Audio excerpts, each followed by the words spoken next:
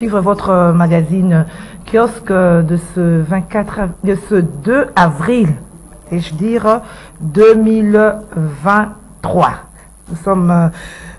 Nous allons d'abord, c'est aujourd'hui le mardi 4 avril 2023. Toutes mes excuses, madame, messieurs, nous allons tout d'abord lire les titres des journaux parus dans la capitale ce mardi 4 avril 2023. L'agence congolaise de presse ACP a titré « Tshisekedi décrète le 6 avril jour férié en mémoire de Simon Kimbangu ». C'est le titre à la une de l'agence congolaise de presse. Et la tempête de tropique qui parle de ce même sujet écrit « Le 6 avril est désormais déclaré journée de combat des Simon Kimbangu et du combat africain ».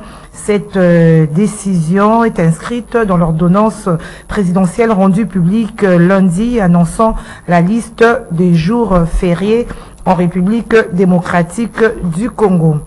Le site internet Politico.net écrit que cette décision est consécutive à l'annonce lors du centenaire de l'église kimbanguiste à Kamba le 6 avril 2021 du président de la République Félix Tshisekedi de vouloir faire de cette date comme une journée fériée et chômée.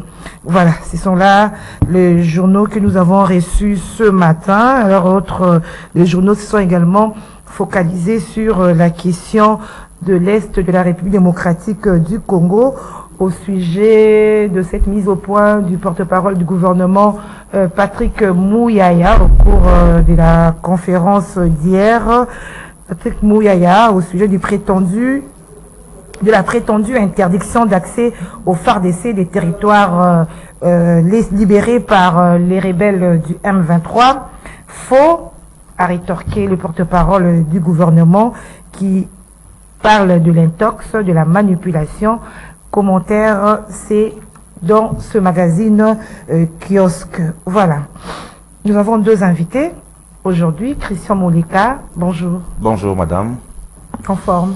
Oui, ça va, en super forme, ça va, là, tout semble aller jusque-là très bien. Ok, Christian Moleka sera face à Tite Lyongi. Bonjour Tite. Bonjour madame, on se porte bien, merci, et surtout que l'actualité aujourd'hui est franchement riche, comme tu l'as dit. Simon Kimbangu, enfant, a été honoré par la République démocratique du Congo, alors que c'est un fils qui a vraiment accepté de sacrifier son enfance, quelqu'un qui n'a eu 5 ans de ministère, 5 mois de ministère, quelqu'un qui a accepté de combattre pour la non-violence, et ce noble-là n'a pas été reconnu finalement. Le président de la République a honoré son engagement, et je crois que il appartient aujourd'hui à un peuple de fêter le combat de ses 10 fils. Donc je crois qu'on en parlera lorsque le temps va se présenter. Ah, mais bien avant, je suis passé par magasin, Kitambo. Les agents commis à l'entretien des grandes artères ont balancé des ordures sur la chaussée. Je ne sais pas si vous êtes aussi également passé par là. Quel commentaire ça peut vous inspirer? Il parle de 6 mois d'impayement, comme vous êtes en train de le voir là sur les images. Voilà un peu, en tout cas, magasin aujourd'hui a revêtu une autre robe très sale alors d'ailleurs. C'est une manière de porter la revendication à haute voix. Et je crois que dans une république qui veut se faire respecter, il faut d'abord commencer à honorer les engagements. Le salaire a un caractère, madame, ça ne se dispute pas. Je crois que nous sommes en train de voir. Ce sont les gens qui travaillent. Ce sont des pères de famille. Ce sont des gens qui sont pratiquement, qui fournissent un travail noble. Mais ce qui est malheureux, ce qui est bizarre, c'est que ces travailleurs ne bénéficient pas de leur salaire. Comme vous le constatez, peut-être que c'est il y a plus de 6 mois ou 7 mois. Où les dossiers bloqués au niveau du ministère des Finances, le ministère du Budget, ping-pong, par moment, c'est le Gentil Ngobila qui n'a pas payé, on attend. Tout ça dans cette confusion. C'est pourquoi nous disons, les jours où les Congolais vont apprendre à respecter la dignité humaine, ce sont les salariés. Ces gens-là se réveillent, madame, alors que nous rentrons. Nous, souvent, nous rentrons souvent vers 22h, 23h. c'est à ce moment-là qu'ils commencent à travailler. Vous comprenez? Vous les prenez, ils ne bénéficient pas du transport. Et au finish, regardez comment la population est remerciée. Et je crois que ce n'est pas normal. À mon humble avis, je constate que c'est aussi une autre manière de présenter une revendication.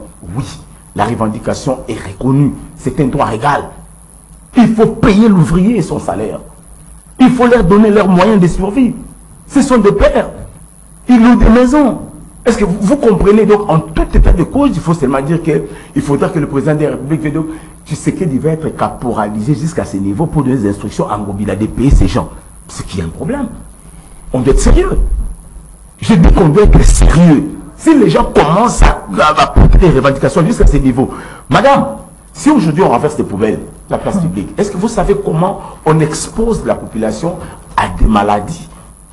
Entre autres, vous savez qu'à chaque fois qu'il y a changement de saison, nous sommes au mois d'avril, c'est pratiquement d'ici 15 jours. Mais déjà, on sait que chaque saison apporte une maladie quelconque. Et alors qu'on met maintenant des poubelles sur la place publique, c'est pour que la population quinoise tombe malade. La société civile est où? Les régulateurs est où? C'est là où, de fois, moi, je tombe souvent malade.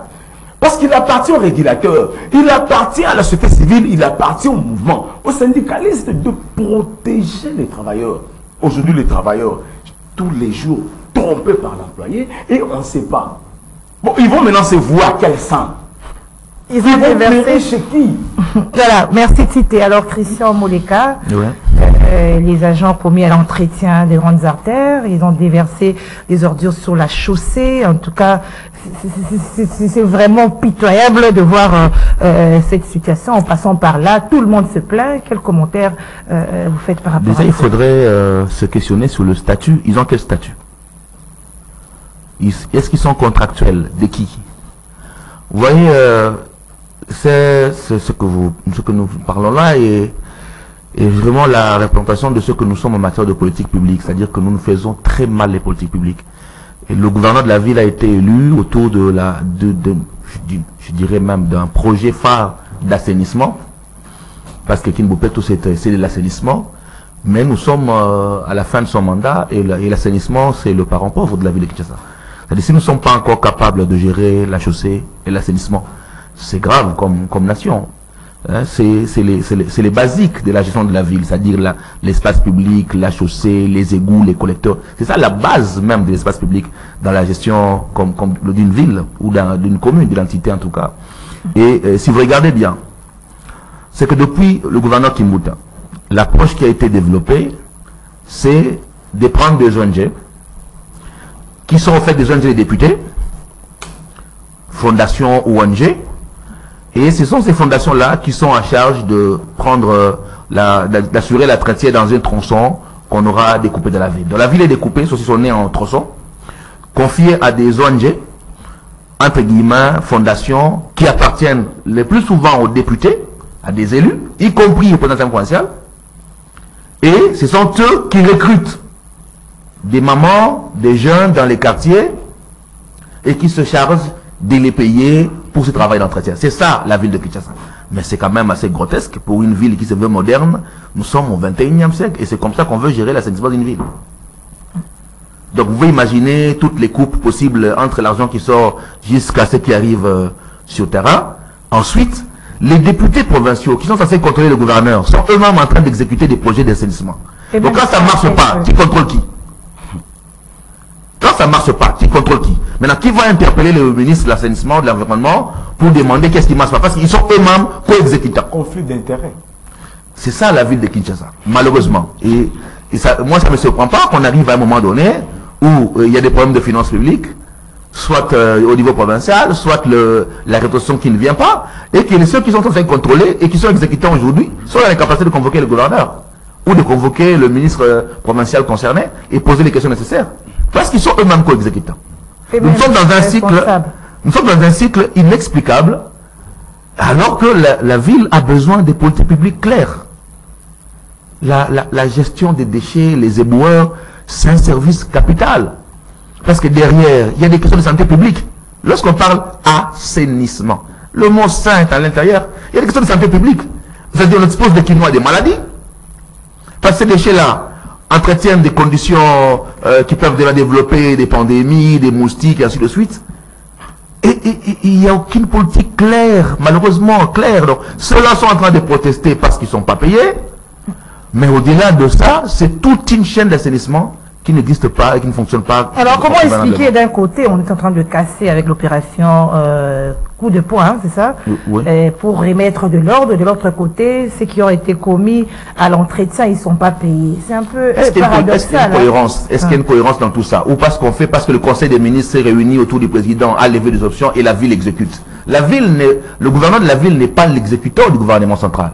Le gouvernement de la ville est censé mettre en place une politique propre, avec des ressources propres, et autour d'une vision cohérente. Le problème, c'est qu'il n'y a pas de cohérence dans ce qui est fait au niveau de la ville de Kinshasa. Il n'y a pas de cohérence.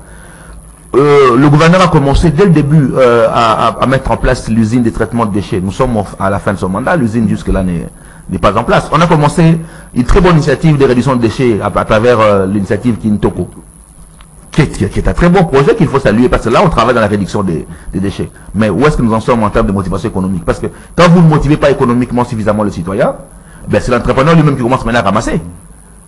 Et donc il y a ce problème de cohérence des politiques.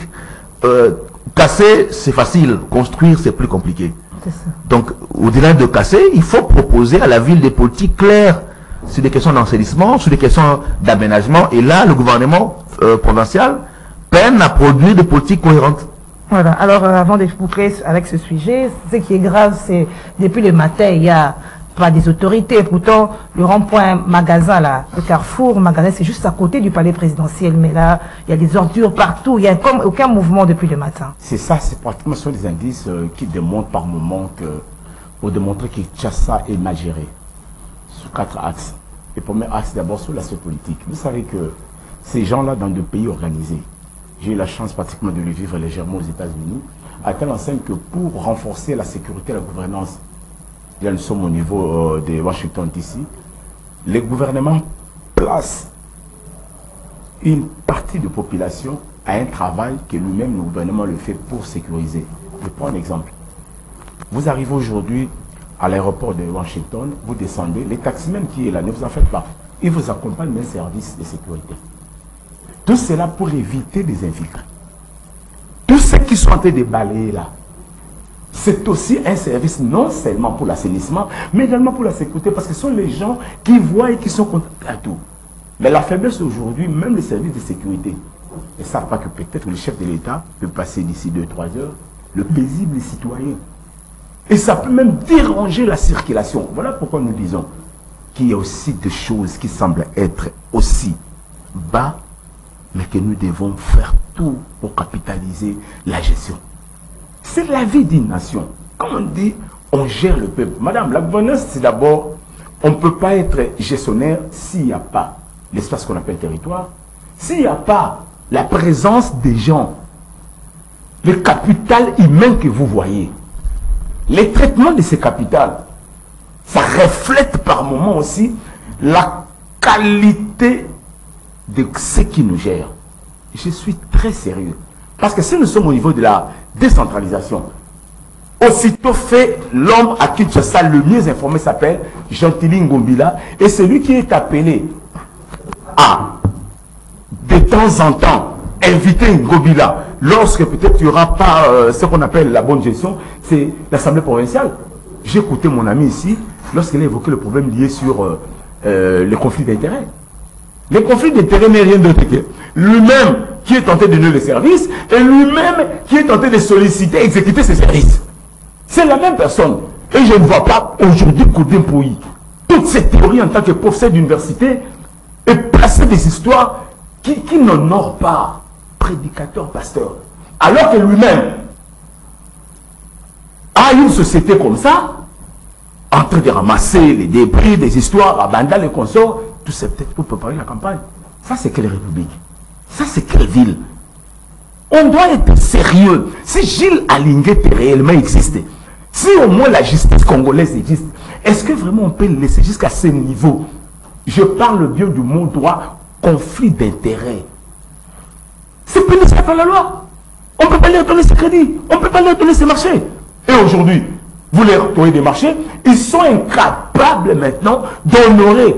Alors que peut-on dire que non, le gouvernement provincial avait déjà versé, on a senti des pompes de plus-value. Mais la population est où? Donc je crois que madame, merci, on peut utiliser votre micro pour crier haut. Jusqu'à quand on va continuer à maltraiter le paisible citoyen? Ce n'est pas me manipuler. Au finish, il commande, hein, il balaye en train de demander l'argent aux gens. Noble. Voilà, on parle aussi avril à présent. Oui. Compléter, hein. Comment dans cette ville on peut créer des entrepreneurs si les politiciens deviennent entrepreneurs? Le marché, c'est pour les entreprises. Si on veut soutenir l'entrepreneuriat, les privés, la ville doit octroyer les marchés des entrepreneurs privés qui vont travailler dans l'efficacité, qui vont gagner des parts de marché et que c'est capitalisé. Mais lorsqu'on fait des députés, des politiques, des entrepreneurs, et ils ne payent pas l'impôt et les taxes, hein, ils ne payent rien. Comment voulez-vous qu'on puisse développer l'entrepreneuriat et donner la chance à beaucoup de jeunes qui veulent travailler? Voilà. Alors on prend la date du 6 avril qui a été désormais déclarée journée de combat de Simon Kimbangu. C'est avec vous, Christian Moleka. Que décision, ça fera 10 journées fériées hein, en République démocratique du Congo pour une année. Aujourd'hui, c'est en mémoire de Simon Kimbangu, de son combat, du combat de l'Africain. Quel commentaire, quelle est votre analyse par rapport à cette décision présidentielle? Bon, il y a deux approches. Il y a l'approche, je dirais, historique et mémorielle, et l'approche politique. Si on reste dans l'approche de mémoire, d'histoire, je crois que ça arrive tard. Il y a très longtemps qu'on aurait dû redonner à Simon Kimbangu la place qu'il méritait et qu'il mérite dans ce pays.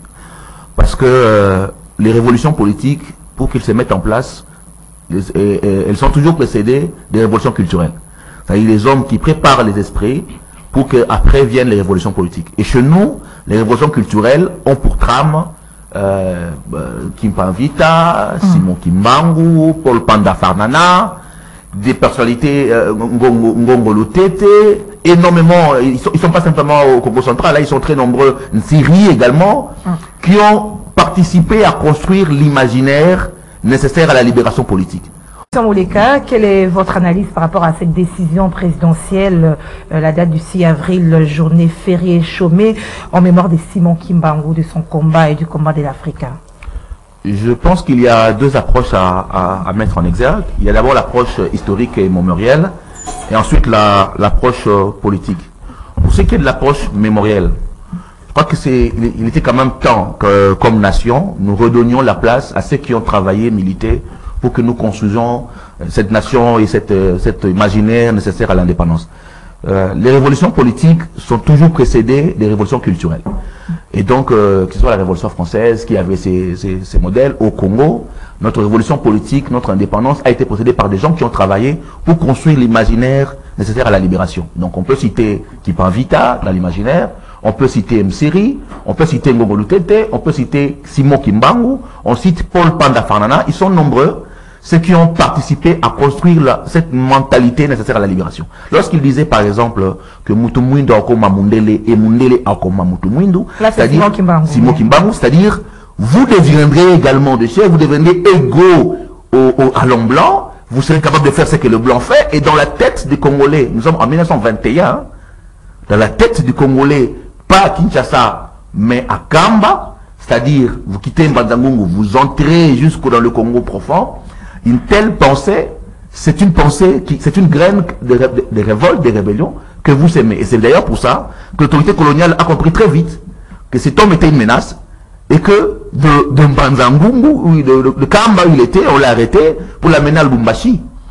Et donc c'est nécessaire que comme pays, comme nation, nous faisons ce travail de mémoire.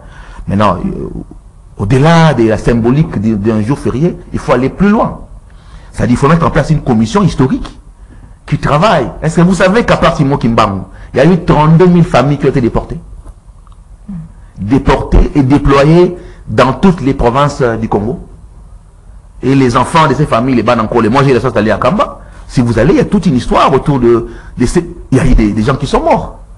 Dans ces combats des Simon Kimbangu. Oui, des gens qui sont morts, des gens qui ont été arrêtés, des gens qui ont été déportés, des familles entières. Alors vous voulez quoi qu'il y ait aussi les il faut qu'il y ait un travail, il faut d'abord qu'il y ait un travail de mémoire, une commission historique qui travaille au fond des questions pour avoir une version historique d'État. Ensuite, aller plus loin, mettre ces histoires dans les livres ou dans les programmes scolaires. C'est comme ça qu'on construit une nation, en créant des imaginaires, pour que vous ayez un imaginaire qui construit le vouloir vivre l'amour de la patrie. Ça, c'est le côté mémoriel. Avant de passer du côté politique, oui, on s'attelle d'abord sur le côté mémoriel, comme vous l'avez dit. Vous avez dit on doit penser à ceux qui ont travaillé, mais les autres diront que Simon Kimbangu n'est pas le seul. Hein? Non, mais il n'est pas le seul. C'est pourquoi je dis que il faut faire un travail de mémoire. Par exemple, quand vous parlez de Paul Panda Fanana, combien de Congolais connaissent Paul Panda Fanana, le premier universitaire congolais? Combien le connaissent? Combien de Congolais? Il n'y a même pas, à part le bâtiment du gouvernement auquel on a donné son nom à Royal, le bâtiment Paul Panda Fanana, mais les Congolais ne les connaissent pas. Combien de Congolais connaissent la rébellion, ce qu'on appelle la révolte de Batete là, avec les mouvements de Ngongolo Tete? Combien connaissent en profondeur? Combien connaissent Msiri, qui a refusé de donner sa terre des Garagans aux colons et qui a été tué parce qu'il a refusé de donner sa terre quand les colons sont venus pour lui faire signer des documents pour qu'il donne sa terre, que ça devienne colonie? Le roi Msiri a refusé. Le Garaganza qui est devenu Katanga aujourd'hui, et il a été tué parce qu'il a refusé. Et si nous faisons un travail de mémoire, nous trouverons dans toutes les provinces de la République des hommes comme ça qui ont travaillé, qui ont construit les éléments mémoriels de la libération mentale. Parce que la libération est d'abord mentale, ensuite elle devient politique. Les Abbé Loya. Combien déjà connaissent le travail qu'a fait l'abbé Loya? Ou même le cardinal Malula? Dans la fécondation de l'élite politique. C'est-à-dire qu'il y a un travail à faire. Malheureusement, au Congo, nous limitons au niveau des symboles. C'est-à-dire que nous prenons une date, Lumumba, là-dedans est venu, on a mis la date de Lumumba, ça s'arrête là. Il n'y a aucun travail de mémoire qui est fait, aucun travail de profondeur qui est fait, et malheureusement, ça restera au niveau de la symbolique. Peut-être pour les Kimbangu, ça sera plus profond, mais pour les restes, ça sera symbolique. Ce sera, on se réunit ce jour-là, peut-être on dépose des fleurs, folklore, on fait des discours, et on s'arrête là. Mais il faut aller plus loin. C'est déjà un bon pas de commencer à poser les jalons pour construire cet imaginaire nécessaire à notre libération. Mais ensuite, il faut aller en profondeur. Ce n'est pas dans la bonne direction, mais aller au-delà des symboles, aller plus loin en profondeur. Alors, avant d'aborder l'approche politique, je donne également la parole à Tité pour qu'il puisse aussi analyser cette approche de la mémorielle. Écoutez, je crois que l'heure est arrivée. Si vous avez la chance de lire le livre d'un Congolais patriote, Kankafou, il nous avait invités à inventorier quelques éléments importants que les nationaux ont réussi à faire. Et je crois que dans ces annales, il faut également voir Simon Kimbangu. Simon Kimbangu n'a eu que 5 mois de ministère. Je dis 5 mois. Un jeune garçon qui est né vers les années 1899, et c'est en 1921 qu'il a commencé son ministère. Avec de miracles.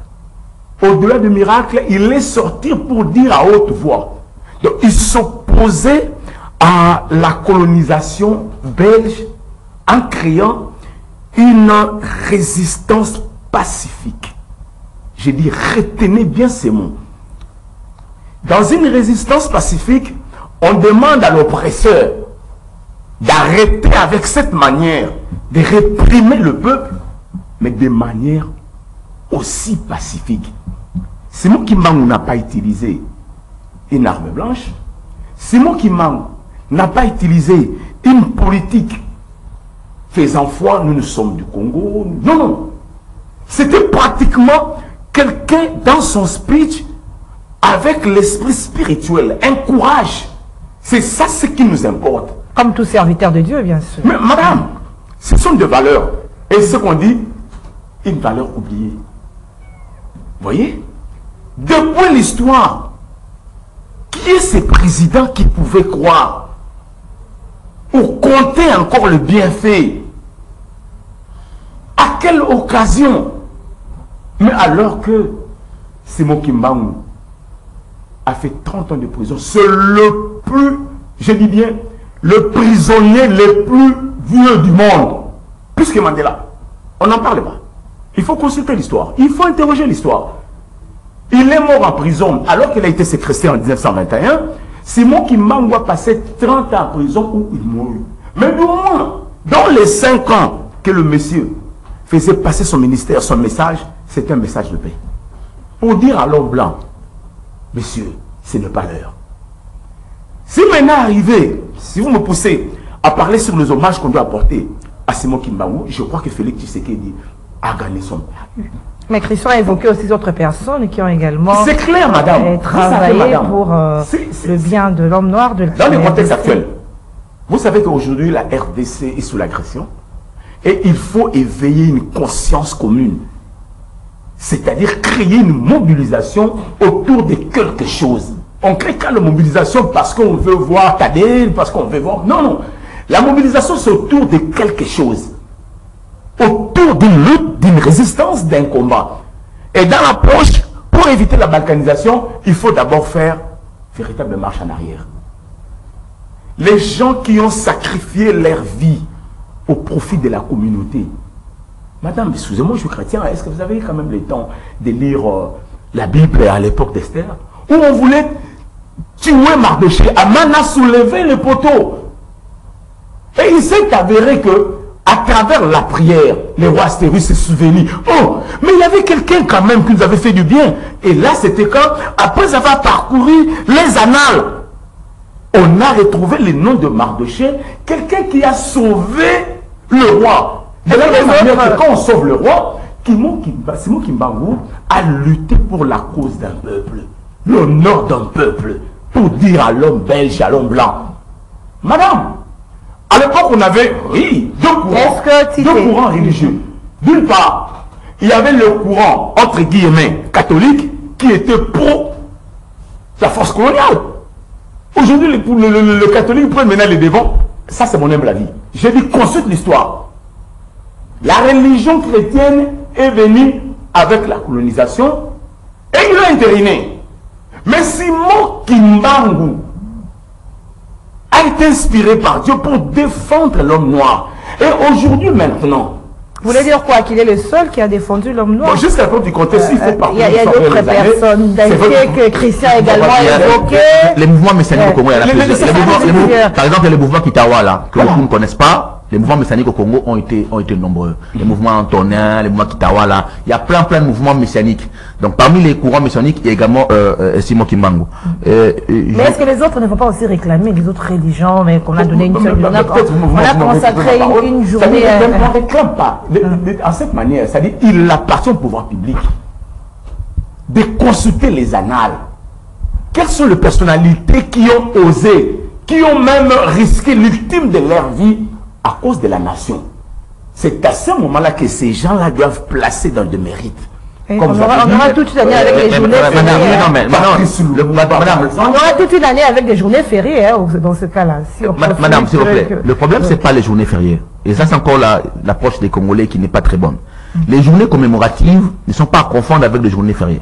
Chaque journée, aujourd'hui, on vous dit journée internationale de l'eau, journée internationale de la forêt, sont des journées commémoratives. On peut avoir autant de journées commémoratives qui ne sont pas fériées. Mais ça, c'est on a une journée de l'enseignement au Congo, on a une journée de l'enseignement, commémorative de l'enseignement qui n'est pas fériée. C'est-à-dire qu'on n'est pas obligé d'avoir des journées fériées. On est comme nation, on doit construire des commémorations, on doit construire, je dirais, l'immatériel, une sorte de panthéon où vous avez tous les héros, toutes les personnes qui ont participé à construire la nation.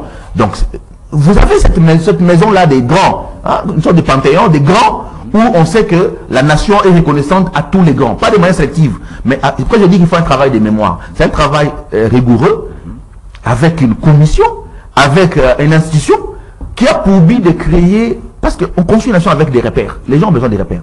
Quand vous parlez, vous suivez l'histoire de la France, on vous dit Jeanne d'Arc. Jeanne d'Arc est la symbolique de la puissance de l'Orient, de la résistance de la France face à l'Angleterre. Donc, vous avez ce visage-là, la symbolique, qu'on construit à travers Jeanne d'Arc. Mais si nous voulons construire une nation, il nous faut des repères. Et ces repères, on les trouve à l'intérieur de la société. Exactement. On prend ces repères, on construit autour de lui une vision nationale, un discours national, qui peut être un discours de résistance. Les Chinois les font avec Confucius. Ouais, vous avez partout des instituts Confucius. On peut demain avoir des instituts Simon Kimbangu pour construire, au-delà de la résistance, l'ingénierie congolaise. Derrière Simon Kimbangu est née une écriture, l'écriture Mandombe. Une écriture africaine. Donc, il y a toute une ingénierie à construire. C'est pourquoi je dis qu'il nous faut dépasser la symbolique et travailler en profondeur. Tous les présidents qui sont passés, je finirai peut-être par là, ont travaillé à construire l'église Kimbanguiste d'une certaine manière. Le Marcel Mobutu a été celui qui a donné le terrain. L'église Kimangiste possède autant de concessions de terre sur la République. C'est parce que Marcel Bokoudou, qui était très proche de Diangenda, a également donné beaucoup de terrain à l'église Kimangiste. Le président Joseph Kabila a été celui qui a organisé le procès parce que Lumumba Kimbangu est mort condamné.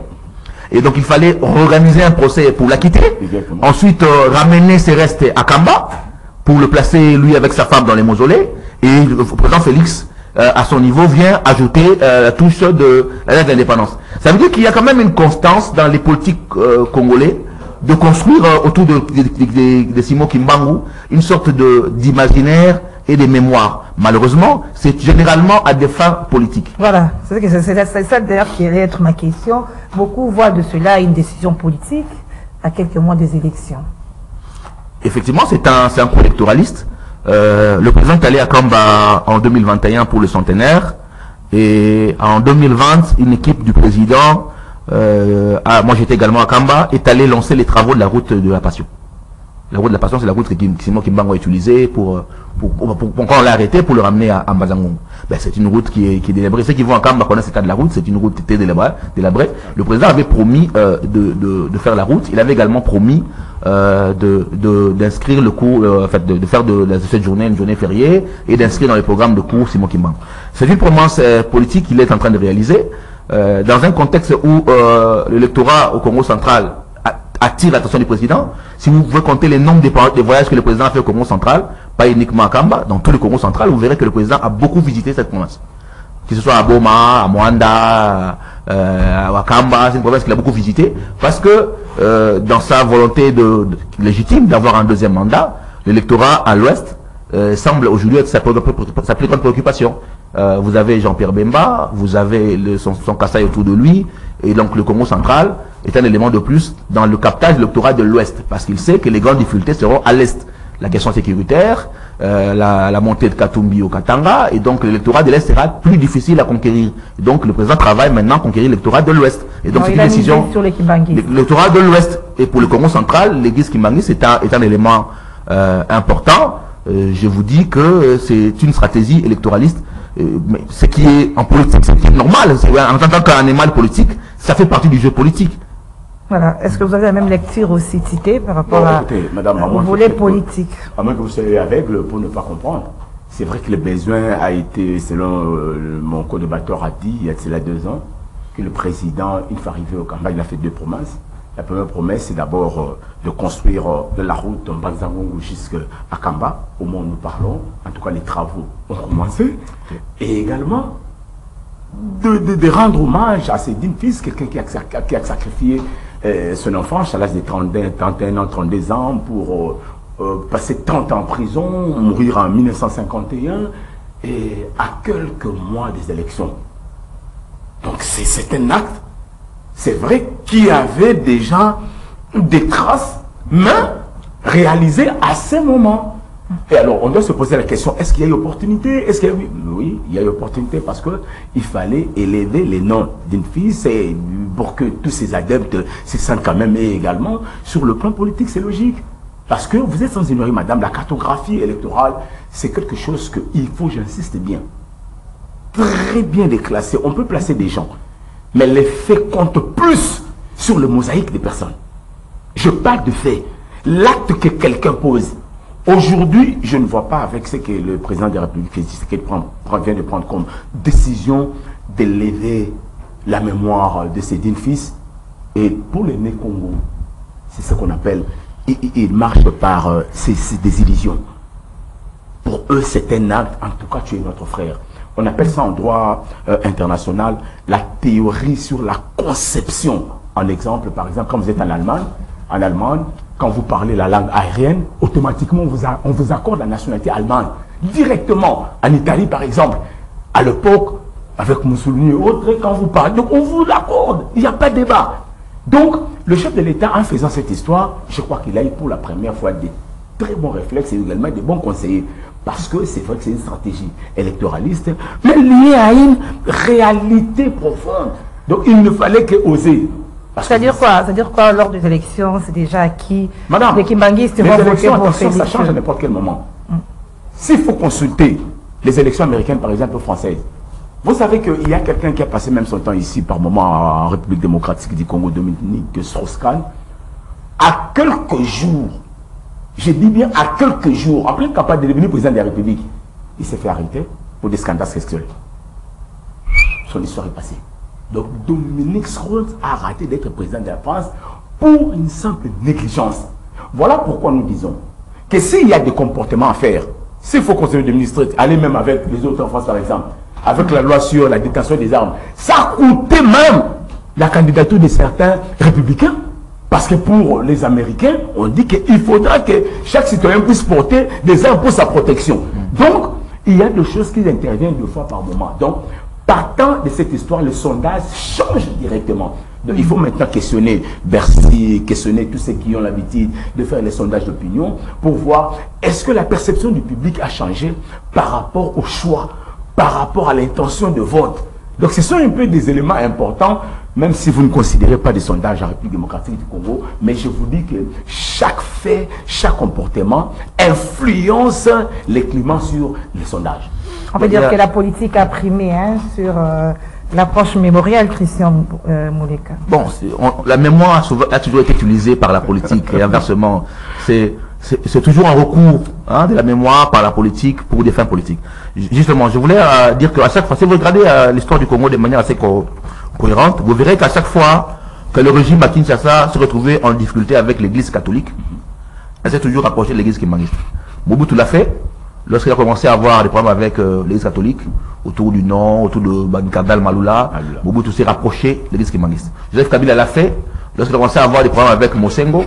Il était tout le temps en Kamba, il passait ses nuits à Kamba, il a promis d'électrifier Kamba, il a fait le procès de Simon Kimbangu. C'est qu'il le fait, alors qu'il a beaucoup démêlés aujourd'hui avec l'église catholique, et donc lui aussi se reproche avec... c'est systématiquement une sorte de recours politicien pour contrebalancer l'influence de l'église catholique, notamment dans le jeu politique. Ça, c'est un élément qui récurrent dans la politique congolaise depuis 70 aujourd'hui. Maintenant, concernant les sondages d'opinion, il y a un autre élément qu'il faut également soulever, c'est que le Congo central a été l'une des provinces la plus instable pendant 5 ans.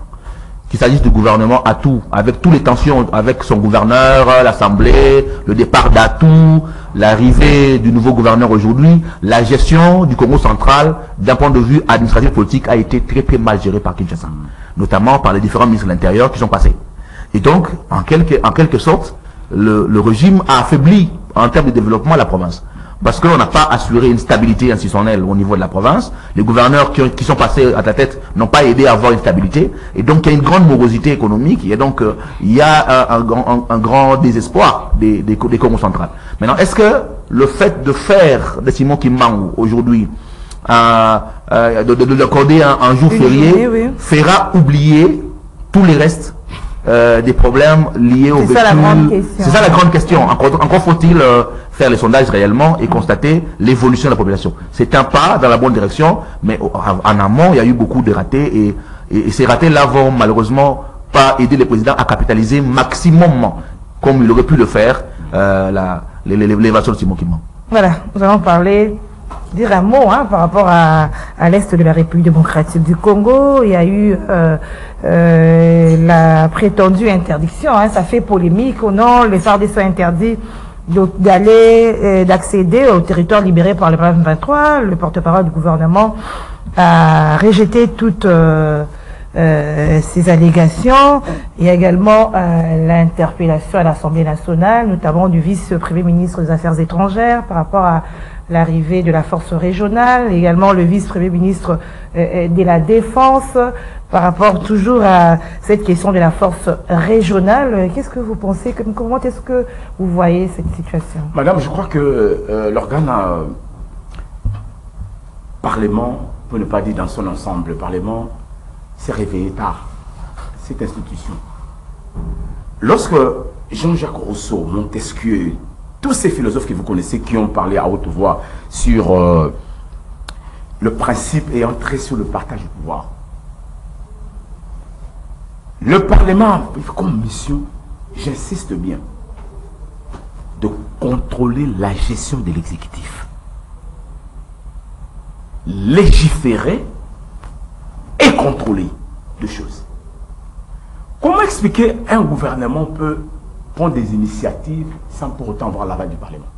Alors Alors que sachant que ces gouvernements trouvent son pouvoir auprès de la majorité parlementaire.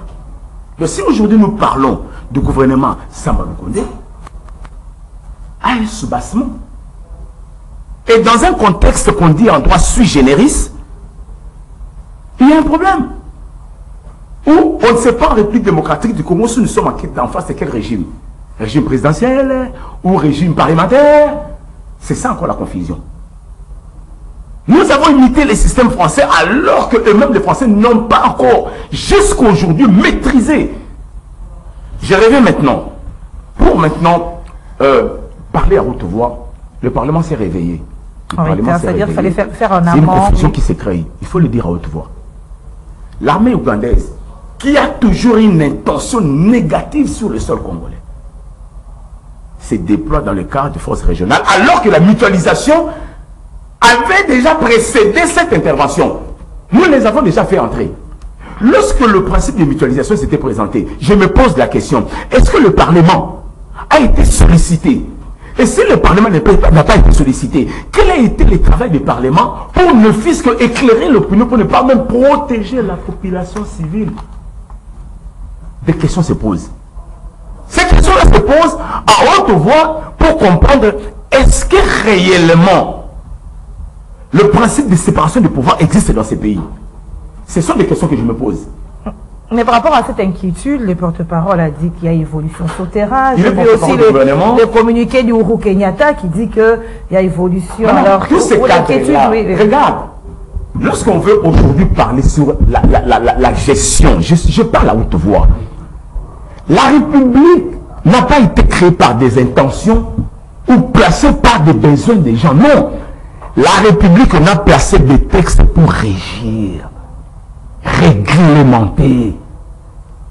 Il n'appartient pas au gouvernement de séquestrer une information ou un acte. Je parle de ségrégation parce que vous pourrez de la rétention d'informations. Alors qu'on sait, aujourd'hui, madame, on prend l'Angola par exemple, pour envoyer l'air militaire au niveau de la République démocratique du Congo, le Parlement devait donner son quitus. Vous comprenez? L'existence des parlements. Le problème de la sécurité antibiotique est tellement complexe, mais je pense que nous devons être sérieux. Le porte-parole du gouvernement a été clair, Patrick Mouyaya a dit, dans une opinion qui a commencé à prendre une position au niveau des réseaux sociaux, j'ai mis une opinion, une lecture, une pensée, une parole relayée. Et maintenant, cette parole est arrivée qui a la tendance de prendre une force obligatoire que les forces ougandaises sont aujourd'hui à Bunagana et on interdit aux FARDC de se redéployer. Et Patrick Mouyaya a parlé en tant que porte-parole du gouvernement. Il n'y a rien qui les empêche. Mais il nous appartient également, nous en tant que peuple, dans le cadre de la démocratie représentative. Parce que le pouvoir appartient au peuple. Il faut maintenant associer le peuple à travers un débat parlementaire sérieux. Et c'est à ce moment-là, mais dans lorsque on a défini, les députés vont rentrer dans le cadre de congés parlementaires. Ils vont maintenant faire les relais au niveau de la population. La population va leur parler des états. Aujourd'hui, on invite le ministre de la Défense. Jean-Pierre Bemba est venu il n'y a même pas 2 semaines.